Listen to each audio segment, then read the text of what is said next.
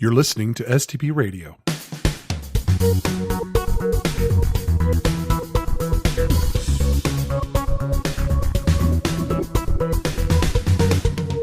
Hello and welcome back to STP Radio. I'm your host, Smita Mishra, and I'm excited to conduct another interview with one of the upcoming speakers at our Spring 2017 STP Con conference. In case you have not signed up yet, STP Con will be in Phoenix, Arizona from March 14th through 17th this year. And if you reach out to me, I can share a discount code for your registration. Be sure to check out www.stpcon.com, where you can learn more about the conference, the speakers, our special events, and our conference pricing. You can also follow us on Twitter and Instagram. Look for Software Test Pro on both of these networks. So let's meet our guest for today. Today we have Damian Synadinos with us. Is that how you take your name, Damian? That is, but I sometimes mispronounce my own name, so it's fine. Yeah. Thank you. So Damian started testing software on purpose and for money in 1993. Since then, he has helped build better software and build software better using various methods and tools in numerous roles at many companies in diverse industries. So over the past 10 years, Damian has focused primarily on teaching and leading testers and improving processes. Currently, he runs his own training and consulting company, Ineffable Solutions, specializing in IT and focusing on testing. Damian also enjoys performing improv comedy, golfing, playing poker, and basketball, gaming, acting, cartooning, and spend time with his family. God, you do a lot. So welcome to STP Radio, Damian. Thank you very much for having me. It's good to chat with you again. Yeah, so it's great to have you with us, and tell us a little more about you that I may not have covered and how you actually got into testing. Well, that was a pretty good synopsis. I appreciate it. Let's see. I'll give you a little bit more detail. At 19, I dropped out of college to begin software testing at a company called CompuServe, which some may know or may not know is one of the earlier ways to get online. And I was hired directly into their quality assurance department, so I began my software testing career at a pretty tender age. And as you said during the introduction, I spent the next 23, actually this month is my 24th year anniversary of being in software testing. Congratulations. Thank you very much. I still have my original hire letter. I like to pull that out every so often and then read it to remind myself where I came from and how much I've progressed. But yeah, as you said, I've been at a lot of different companies. In fact, I think that's one of the things that's a strength and perhaps separates me in some ways from others is my diverse experience being in an airline and in retail and education and insurance and banking at companies as small as 30 employees and as large as 40,000 employees, and being full-time and consultant and working with on and offshore and using all sorts of different tools and methods, and not just hearing about it, but actually being in the midst of all these different contexts. It's actually great to have that type of diverse experience, and I think it's helpful to me as I move forward. Absolutely. So before we get started, Damian, I would really like to talk a little bit more about your acting skills. Okay. I learned that you have also written a play and you've been doing acting and improvisation for a long time. Yeah. So I would like you to tell everyone how you developed this interest in acting and what have you done through the years related to it. All right. I like this. So about 10 or 11 years ago, a coworker, I'll set some context here. A coworker invited me to see their graduation ceremony from an improvisation class, comedy improvisation. And the ceremony itself was a public performance. That's how you graduate from an improv class. They set you up to perform in front of a live audience. Mm-hmm. So I enjoyed the performance, and they poked and prodded me and said, you should try this yourself. So I did, and I trained in improv for about a year. I myself had a graduation ceremony, and following that, I helped found an improv group, and we performed for several years. And then I joined another improv group, and we'd done a lot of comedy clubs and corporate engagements and outdoor festivals, and I've done hundreds of improv shows. Wow. After being in the improv community, you get to know there's a lot of crossover with the local theater community. So I got to know a lot of local actors and playwrights. And I became curious about that world. So eventually one of my friends through the community wrote a play and cast me in it. It was a short play, series of short plays called The Twilight Zone, which was kind of an irreverent, silly take on the Twilight Zone 60s television series. And what we did is we reimagined several of the classic episodes, but with a funny spin on it. And I got to portray in that one, I think I was a pilot and I was a TV mechanic, and I got to use different accents. And it was a blast, getting to learn lines, seeing how a play is directed and produced. All the behind-the-scenes stuff was really fascinating to me.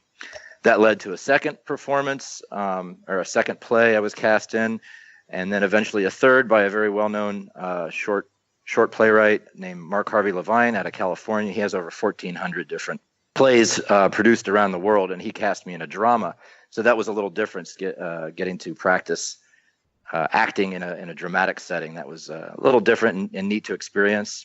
Eventually, that experience led me to wonder, now that I've practiced acting, could I do something else? Could I write my own play? So there was a local play festival asking for short plays, and I created one called Effect and Cause. I'm very interested in causality, what causes things to happen and why. And so I kind of imagined the butterfly effect, something small that leads to something larger, that leads to something larger. And what I did was turn it around, and I had the play run in reverse. So the play starts at the end and progresses backwards towards the beginning. All the actors move backwards on stage. Every line that they say would actually be the line preceding it if it were to run forward. And the audience doesn't know this, so they're kind of confused at the beginning, but as they realize what's going on, they become kind of fascinated and interested. So it was a very complex play. I had a lot of fun writing it, and it actually got produced in several different cities around the U.S. and even reviewed on television and newspaper, selected as one of the best of the festival. So that was another little check mark I got to put off. I can call myself a playwright, and it was a fun experience, and I learned a lot from it. That's very interesting, actually. And as complicated as it sounds, I'm sure you must have done it easily. So, on a similar topic, you have a workshop with us called Improv Your Requirements. It's actually improve with E in brackets. That's right. And many people watch improvisational comedy. So it's a very popular thing to be part of, but few are actually participants. And I like the way you integrate this into a presentation on how you can improve your work in the testing field. And I particularly like that one of your takeaways is simply fun. So can you give us a little snapshot of your workshop and tell us what it is and what you wish to share with the audience? Sure. I've been going to conferences for quite some time. A few years ago, I began to speak at conferences and corporations. And very often what I encountered was similar in that it was the same type of fare, the same type of offering. Sometimes very good, very knowledgeable individuals presenting very valuable information, but not always that engaging. And so I decided if I was going to enter this world of public speaking and professional speaking, I wanted to make sure that I was engaging and fun as well, so that what I was doing was not just valuable, but it had another layer as well. And so I thought, how could I do that?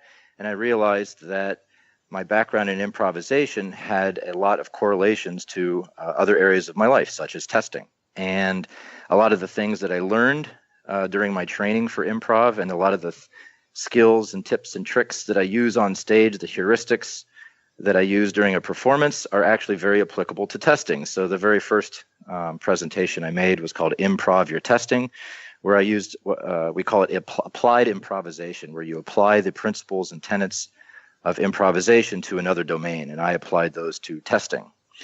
Soon after, I realized that those same principles were also very applicable to a variety of other domains, such as communication and requirements and sales. And it's actually very difficult to find an area that they're not applicable to, because they're fundamental skills that deal with people. And I believe that beneath all the products and processes and projects, it's all about the people. So when I created this workshop called Improv Your Requirements, I used some of the same tenets and principles for improv, and this time I drew correlations to requirements elicitation, specification, consumption, like a tester might do as they're trying to exercise these requirements, or a developer might consume them as they're trying to use this model of a product to build the product. And again, there's a lot of audience interaction as I describe these improvisational principles. I also want people to experience and understand them by doing. So I asked for volunteers to come up, and after explaining a particular improvisational principle, the volunteers will help me demonstrate it so people can actually see and learn by doing. I've attended a version of it earlier, so it's totally fun. So Thank you. Yeah, I'm really sure audience will love it. Thank you very much. You recently started your own company, Ineffable Solutions, right? Yes. So you are full-time into it, or you work otherwise too? That's correct. Yeah, I started it 4 months ago, and that's my job now. Wow. Because I myself started my own company in 2010, and I know the struggles of being a startup and getting it off the ground. Indeed. So So tell me about your new company and your role and what you hope to achieve in the first few years of it. Sure.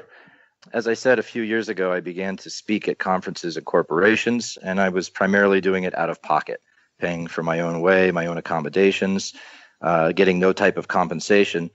My motivator was that I wanted to give back. There was a lot of reasons, but some of the primary ones were I wanted to give back to the community.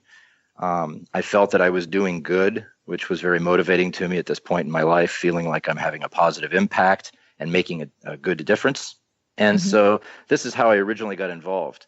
Eventually, that started to lead to some compensation and getting paid and getting offered to, get a hotel or a travel compensated.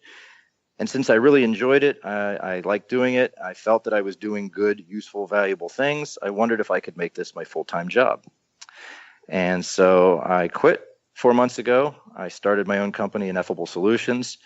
And primarily I'm focusing on becoming a professional public speaker, trainer, workshop facilitator, keynote, and doing what I love and helping people learn and grow themselves. Very nice. Very nice. In fact, I looked at your site, and one of the most interesting things I found was something that I'm going to probably add into my site also sometime is talk to a tester. I mean, I really like how you put your appointments there and somebody can book you for 30 minutes on Skype and just pay you half in advance and get started with you. That's really interesting. Yeah, I found that I was doing that frequently, not just frequently, but a lot of time was spent advising people on their jobs, on their testing, and I thought, I wonder if I can make money off this so I can do good at the same time as making a living and feeding my family. Super. And so that's how Talk to a Tester was kind of born. A lot of consultants are going to learn from you on this. That's really great. So you also have a session called Workflow That Works. It honestly doesn't matter what approach or methodology you are doing. Everyone who works in testing would be using some type of workflow to track their progress. Yes. And I like your opening sentence of the description for this session, which simply says opened, in progress, resolved, closed, looks familiar. So, and to literally, I'm sure that anyone who's going to attend this will be very familiar to them. I mean, it's highly likely. But the struggles we have is whether or not this tells us enough about how things are going. So what is the major message and takeaways that you hope to convey to the attendees in this session? Sure. This particular session is more of an experience report about something that I had a hand in developing, and it worked for me. And so I'm presenting just an experience report based on how things went for me. As I said previously, I've been at a lot of different companies, seen a lot of different contexts and processes and procedures. While they were all very different, there were also similarities. One of those similarities is that every company had some type of work that they had to have done, different types of work. For testers, sometimes it was executing tests or designing tests. For developers, it might have been trying to resolve problems. Everyone has their own different types of work, things that need to be done, tasks. And very often, those companies need to figure out the status and state of those work. They need to track the progress of that work and find out who's doing what and who's backed up and who has extra cycles and what's the current status of the work. And very often, I found that there were problems, that they weren't getting the answers they needed, and you could track those problems back to an inadequate workflow. So I began to examine and research these inadequacies, find out what was going wrong. I looked at a lot of exemplars, workflows not only that I had experienced, but what were out there in the wild, searching the web and researching. And while they were very, very similar, many of them had the same inadequacies. So just like I have at the beginning, opened, in progress, resolved, and closed. And so then I set about trying to design a workflow that addressed those inadequacies. And I ended up implementing the very first version of this back in 2006. And it worked okay. As time went on, it got massaged and changed and got better and better until it's still in use today, as far as I know. And I have also taken the things that I've learned from that and implemented the same workflow at 2 other companies. And it helped them better track and report the progress and status of their work items. So it may be that this is beneficial and useful to others as well, hearing my story. I'm actually sure about that because I remember having seen a time sheet or time tracker of yours in one of the trainings that James Buck gave us. Mm-hmm. And he actually opened the Excel sheet and he showed us how you had tracked minute by minute work of a tester. Like, what does a tester really do throughout their day and how much of actually testing work they do? So it was an eye-opener. Out of 9 hours, 8 hours that you are staying in at office, what do you really do and how much of testing work you are really doing? Yeah, that was a very, very granular experience, sitting behind a tester and shadowing them and marking down exactly what actions they took. This particular workflow that I'm presenting is at a higher level. It's very dynamic, very malleable, and it could be used to track really any type of thing that needs to be done and allow you to better report on where it is in the process, who owns it, what's the result of the action, all sorts of things. Awesome. Looking forward to that. Thank you. I have a quick other question on STP. So I'm sure you have seen the awesome program lineup now that we have for this STP Con. As you look over the keynotes, sessions, workshops, what are some of the things that you are seeing there that interest you the most? Can you tell us what things you hope to take away from them? Yeah. Once again, the organizers have made it very, very difficult for attendees to pick and choose what to go to because it's so packed with great content. I've looked at all the sessions being presented. I found 4 that I'd like to call out by name just because I find them very interesting, but these are certainly not the only 4 that I'm going to be attending during the conference. There's so much good stuff. The first is one of the keynotes, the test revolution with the R in parentheses. This is interesting for a couple reasons. As you know, you and I sat on the very first one of these a few years ago. Yes, we did. So I'm interested to see, along with Dave Hefner, I'm interested to see how this one goes. I'm not very familiar with Amber Race, but I do know Henrik and Eric, and I have a lot of respect for them. And so I'm very interested to hear their perspective on the different topics that they'll be speaking on. Oh, Amber is a brilliant tester. And she's been coming to STP for a few years, and she's an awesome speaker. She speaks, I believe, more on the RESTful APIs testing. And she is technically very, very competent. Oh, great. Well, I can't wait to hear her speak as part of this panel. Yes. Another one that piqued my interest was our very own Mike Lyles. He's talking about one of his is the drive-through is not always faster. First off, I love to hear Mike speak. He always has insight that I find valuable. Another interesting thing about his session was kind of the fact that oftentimes what you think is the right or fast way isn't. And that very much plays into the idea with the workflow talk that I'm presenting, that a lot of these companies use a workflow that's out of the box, whether it's on whiteboards or Jira or whatever their particular process and tool set that they use. They use the out-of-the-box methodology or some subtle nuance of it, and they think that that's the best way because they simply haven't considered other ways. So part of Mike's message, I think, plays into my own workshop, so I'm interested to hear what Mike has to say about that. That's an awesome choice, I would say. And why I would say that is because I know that a lot of people put in a lot of research into their work, just like you have done on your workflow session. Over the years, you have improved it. I know for sure that Mike has been working on this topic for a long time, and he's in fact probably coming out with a book on the same topic, and he's researched it thoroughly well. So I love papers and presentations which have been actually worked upon really hard. So it's really a treat to see such things. And I think that the audience can tell as well that it wasn't just thrown together haphazardly. It was the presenter really knows their material. True. The other two that seemed interesting to me is there's one by Jess Lancaster, 40 of the best free testing tools in 60 minutes.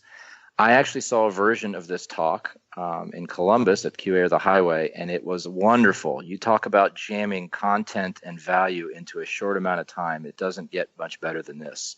Wow. This is absolutely a practical, you will walk away with things that you can sit down at your desk and immediately have be better at your job for having heard what Jess has presented. And it's a very fun, engaging talk as well. And the last one that I thought was very interesting is one called Technical Skills Are Important, Human Skills Are Critical, Lessons for Excelling as a Tester. It's by someone named Rajesh Mathur. I've known of Rajesh for a while. I'm getting to know him better recently, and I'm finding a lot of respect for him. And so I'm interested to hear him speak in this capacity as a presenter, but also because the topic is very interesting to me, where he's focusing less on the technical skills and more on the human characteristics and behaviors, which I think are lacking yet terribly important.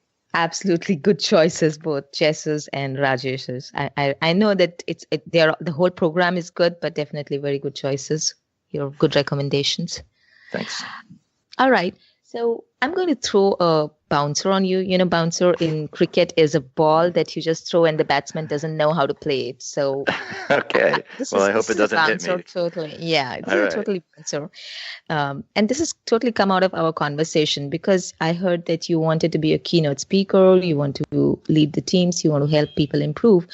So there's this question that came to my mind, and it's not on my list, but what do you think this testing industry and our testing community overall, if you could just think of top 1 to 3 things, is really lacking? Like if we really did this, maybe our community would be much more effective or much more productive or much more happier, much more earning. Mm-hmm. So, I think that there's 3. One of the reasons I mentioned Rajesh's session was because it focuses on the people. Similarly, much of the content that I've put together in my various talks and offerings that I speak about are less focused on tools and process and more about people and characteristics and skills that people can have to help them better do their jobs, whether they are a tester, a business analyst, a plumber, a baker, a ringmaster at the circus. These are basic human qualities and skills that I think makes everyone better. So to that end, I would say 3 things that I think are currently lacking that every tester and really most people could stand to improve. The first is communication. I have a couple different workshops that I do on communication. I think that being able to do your job well is only part of the equation.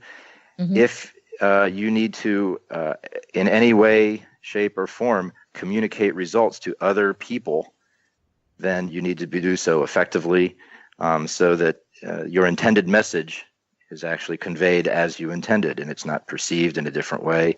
It's all about moving your thought bubble from your head into someone else's head as accurately as possible. So I think communication is one area that people should study and learn more about. Another one I think is particularly important for testers as well as humanity as a whole is empathy. I believe that if people could learn to focus on each other and understand how people think and why they think what they think and how they feel, that would allow us, for instance, as testers to better understand our customers and our various people that we serve as we provide and communicate this information. If we can understand them better, we may be able to better serve their needs. So empathy is very important. And finally, I think that curiosity is a characteristic that I'm not sure if you can develop curiosity or if you're born with it, but it's something that I try and look for if I'm interviewing testers, if I'm evaluating a mentee to start working with. I want to find out what drives them, what motivates them, how much curiosity do they have about the world, about their job, their craft. Because if you're curious, that will drive a lot of other things such as practice and dedication and time spent becoming better and improving yourself. So I would say empathy, communication, and curiosity. That makes total sense. Thank you for actually not getting hit by the ball. You actually did good. Thank you. What's the equivalent to a home run in cricket? Did I get one? Okay. Yes, it's a 6, so you get 6 runs. Okay. Great. So I have one final question for you before we close this. You have attended STP Con several times in past. What is this one thing that you would like to tell the new visitors to the conference for what they should attend it and what they can expect there? Let's see. That's a good question. I read something recently from someone else that was asked a very similar question. What would you recommend to people that are attending the conference? And very frequently, the answer is, hey, don't forget about hallway conversations. Well, I'm not going to answer that because I've heard that answer so many times. Another very common question is, if you're going with a group of people from the same company, spread out so you can get as much coverage and content as possible. That's another frequent answer that I've heard, but this person gave a different spin on it, and I like their angle, so I'm going to somewhat copy their answer. The answer was, if you're going with a group of people, don't necessarily spread yourself out. Go to what interests you. Because getting different perspectives from multiple people in the same room can have just as much or perhaps even greater value. If you're attending a talk just because you want to try and spread yourself over and get as much content, but it doesn't apply to you, it's not interesting to you, there's a good chance it won't have as much value. So even if you're not with a group of people, try and attend talks that are truly interesting to you. There's certainly something to be said about being well-rounded and spreading your interests and learning new things. However, sometimes it also makes sense, I think, to go and learn about something you're already interested in at a deeper level or from a different perspective. So I might suggest that for once, instead of trying to attend something new and different that you might not have encountered before, maybe go attend a talk that you know a lot about and hear what somebody else has to say about it. It may help refine your own thoughts, and it may give you a different insight that you didn't have before. That makes sense. I'm really hoping everybody does attend it and like it. So Damian, thanks for your time today. And we are really looking forward to seeing you in Phoenix. Thank you very much. I'm looking forward to it. All right. Well, everyone, I'm Smita Mishra, and this concludes our episode for STP Radio. Thanks, everyone, for listening. Stay tuned for more episodes coming soon. And if you haven't signed up yet for the conference, get out there and register. Thank you. Thanks for listening to this episode of STP Radio, and stay tuned for more episodes. Learn more about the conference being held in Phoenix, Arizona, March 14th through 17th by visiting stpcon.com.